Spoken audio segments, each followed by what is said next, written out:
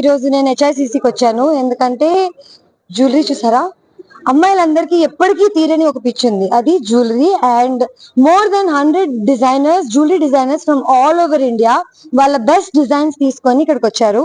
14th, 15th and 16th September లో ఈ exhibition జరుగుతుంది HICC Novotel. So come on ladies, what are you waiting for? Please come to the exhibition. Chowdary.